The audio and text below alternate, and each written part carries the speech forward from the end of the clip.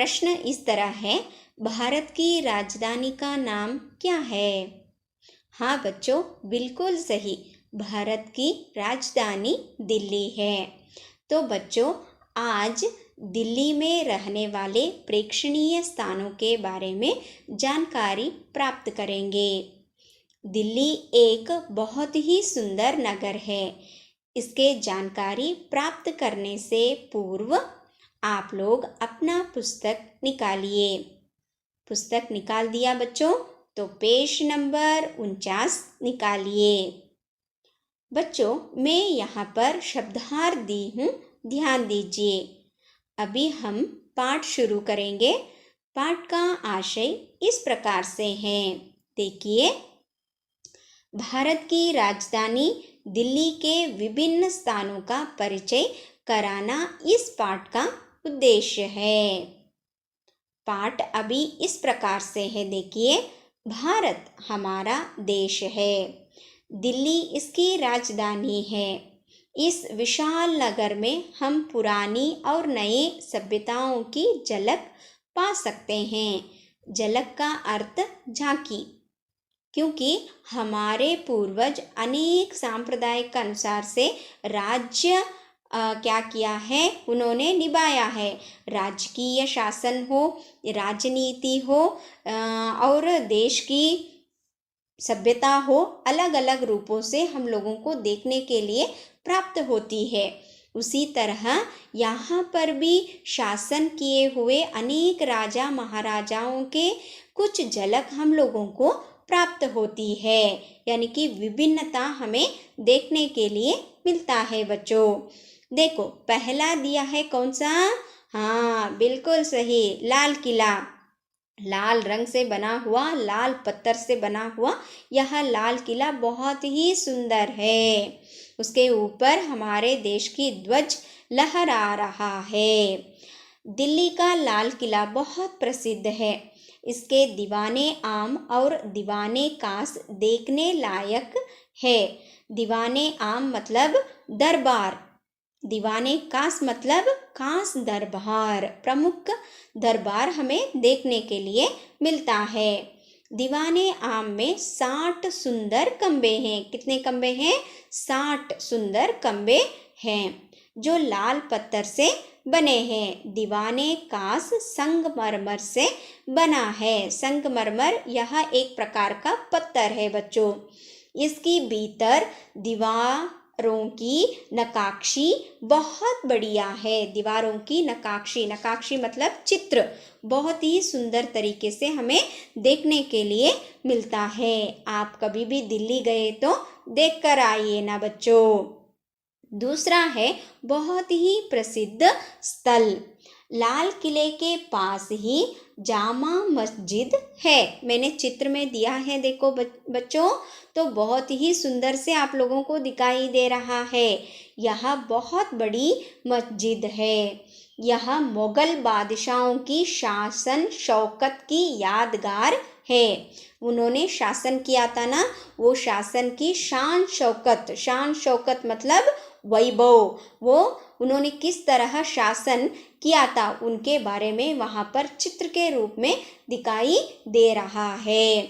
शान शौकत मतलब उनकी वैभव हमें चित्र में दिखाई देता है, यानी कि वहाँ पर स्मारक में पूरी तरीके से हमें दिखाई दे रहा है। इतना ही नहीं बच्चों, दिल्ली से थोड़ी दूर पर कुतुब मीनार है।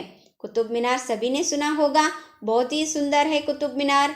आसमान से बातें करने वाली यह मीनार बहुत सुंदर है। यहाँ 238 फुट ऊंची है। कितना ऊंची है? 238 फुट ऊंची पर है। बहुत ही सुंदर सा रहने वाला कुतुब मीनार है बच्चों। समझ में आ गए ना यहाँ तक आप लोगों को? तो एक बार पाठ अच्छे से पढ़िए और समझिए। अभी इस पाठ में आए हुए 2-3 वाक्य मैंने दिया है, वहाँ पर उत्तर भी दी हूँ, प्रश्न भी दी हूँ, देखकर अच्छे से लिखिए। लाल किले के बारे में लिखिए। दिल्ली का लाल किला बहुत प्रसिद्ध है।